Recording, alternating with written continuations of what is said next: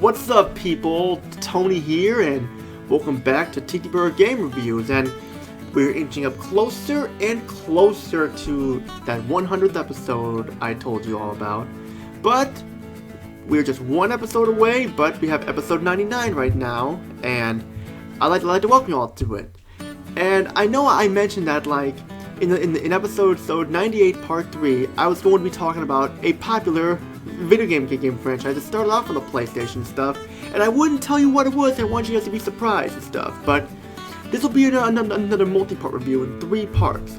But for today's episode, we're going to be looking at the first 3 games of the Spyro the Dragon series. We're going to be looking at the original, yeah, the best games of the Spyro series here in the original Spyro trilogy, which will be in 3 parts.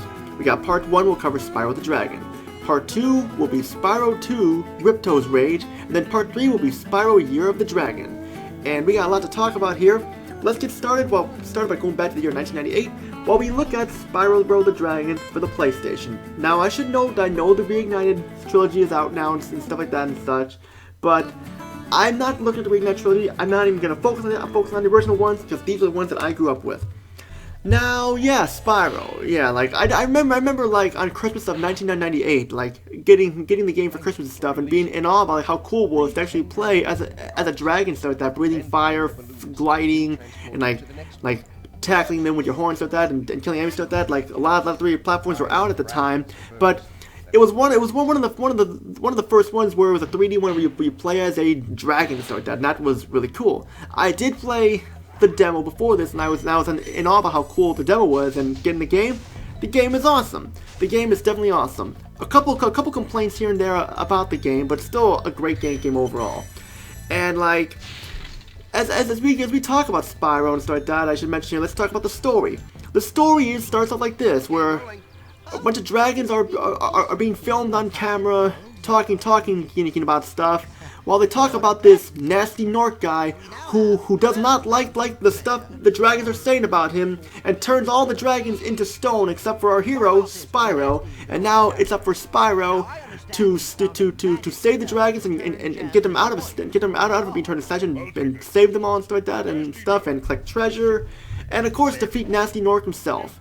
And that's basically what the story is. Spyro is voiced by Carlos Alazraqui, who voiced Rocco from Rocco Goes Modern Life, and he also voiced Denzel Crocker in the Fairly Odd Parents and stuff like that, along with a bunch of other characters and stuff like that we know and love. But we can talk about that later when we get about the sound and stuff. But that's just basically the story. The story is that, like, you're Spyro, you gotta save other dragons, collect treasure and dragon eggs and stuff, and defeat nasty Nork, and it's basically hero must stop villain story, and it works really well. For the game's presentation looks great. It doesn't look like that good today, so that and stuff, because like this was back in 1998. But for me, the graphics still hold a special place in my heart, so that because it has that little cartoony fairy tale like dragon-like presentation, stuff like that, with dragons and castles and stuff like that, and it works really well. Like the fairy tale feel for it, just I just like it. I mean, the character models look great. I mean, they're basically a bunch of dragon models, stuff like that. While some of the dragons you rescue and stuff like that look very similar to one another and stuff, but most part the character models look great, and I like them. And of course, this is actually one of the few PlayStation games where it actually shows the mouths moving on the characters too, because like a lot of games on the PlayStation didn't show the characters' mouths moving and stuff because of the hardware and stuff like that. But seeing the mouths move, I like it. It looks great. And the frame rate is very smooth too. The frame rate is very smooth. It's like no dip in the frame rate whatsoever. I didn't notice any dip in the frame rate at all. I mean, I played the whole game and stuff like that, so I noticed no dip in the frame rate whatsoever. And frame rate was fine, and the cutscenes look nice too. While there's no CG cutscenes or anything like that or stuff, I mean, the in-game graphics of the cutscenes work perfectly and stuff, and I have no problem with it. And it's a very colorful and great looking game, and it looks great for a game that came out in 1998. Now let's get into the sound. First off, about the sound, we'll talk about the voice setting, and the voice setting is awesome, especially Carlos Alazraqui, who voices Spyro and stuff like that, and he does a great job. I will say that this is the only game he voices Spyro in and stuff like that, but it's not a huge issue at all, because the other voice actor for Spyro, which I will talk about in Ripto's Rage and stuff like that, does a good job as well. I'm not going to say who he is, but you'll have to find out. But the voice acting is great. Like, some of the dragons do have the same voice actors and stuff, but it doesn't bother me because all the voice acting is good, so I'm not gonna take any points off for that. So it's fine and stuff. And the music is very atmospheric and stuff. It just like it fits the fairy tale feel, dragon feel, and stuff like that of the game, and it works really well. And the ambient sound you hear in the background sound great as well. And it's a great sounding game. It's a great sounding game, definitely. But now let's get into the meat of the game, the gameplay. Like I mentioned before, Spyro the Dragon is a 3D platformer where you play as Spyro, who's a dragon and stuff like that, where you go around rescuing dragons, collecting treasure, and collecting dinosaur eggs and stuff like that. Spyro has a lot of capabilities where he can glide and fly, breathe fire, and move faster by charging his horns and stuff like that too. Spyro also has a dragonfly that follows him around named Sparks, who pretty much acts as his health. Every time Spyro gets hit, Sparks changes different color and stuff, and once you get like about 3 hits, that's it, you're dead. But thankfully the game is forgiving with lives and stuff like that, definitely, and it's really cool. I should know that when you beat the game completely 100%, you have a bonus world you can go to and stuff like that. And it's pretty cool, but I'm not gonna spoil it for you guys and stuff, so sorry. This game is actually somewhat lengthy. Like, it's just that it's not the longest game ever, but it's actually a pretty lengthy game. Like, just that, especially trying to unlock everything, it's a pretty lengthy game. But there's a couple things I gotta say though that I do have a problem with. I love this game, but now we're getting into some complaints here. The controls could be a little bit better. Like, sometimes when you're turning and stuff like that, the controls feel stiff.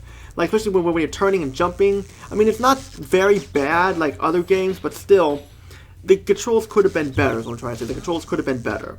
And the boss fights are extremely easy, you know, for no strategy whatsoever, which is kind of a disappointment because like most of the regular enemies put up a good fight, but the boss fights are just extremely easy and stuff, and just not really my cup of tea.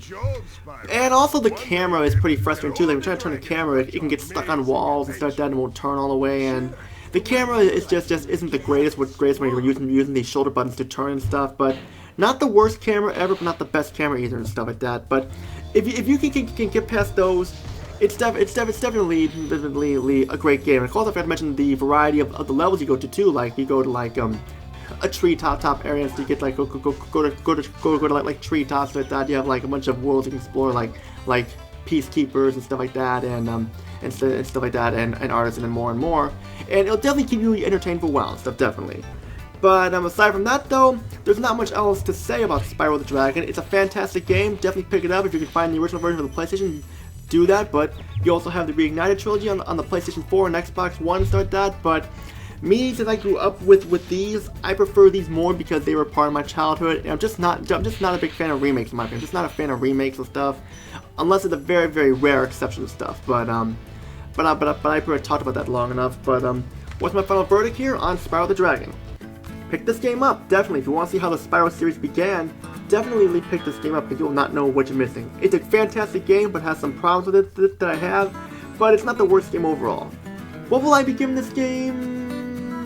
An 8.5 out of 10. It's definitely the best score to give it because like some of the problems I have and stuff, like the camera and the controls and like the boss fights, but still, it's a fantastic game. Definitely pick it up if you can. If you can find it, then you'll definitely pick it up. I mean, if you're looking for the PlayStation version, then yeah, definitely pick it up. And that's pretty much it for episode 99, part 1. Stay tuned for part 2 of episode 99. We'll be looking at Spyro 2: Ripto's Rage, which is of course the sequel to Spyro the Dragon. And does this game improve over the original game? Well, find out in part 2. That's all I'm gonna say. This is Tony. Peace out. Have a great day, and see you all in part 2.